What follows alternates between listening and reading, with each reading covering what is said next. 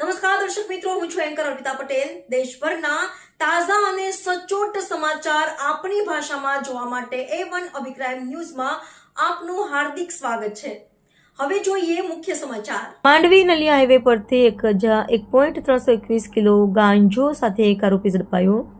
પશ્ચિમ કચ્છ એસઓજી ભુજ દ્વારા નાર્કોટિક્સ વિરુદ્ધ કડક કાર્યવાહી કરતા માંડવી તાલુકાના માંડવી નલિયા હાઈવે કાટરા 3 રસ્તા પાસેથી એક આરોપીને ગાંજા સાથે ઝડપી પાડવામાં આવ્યો છે।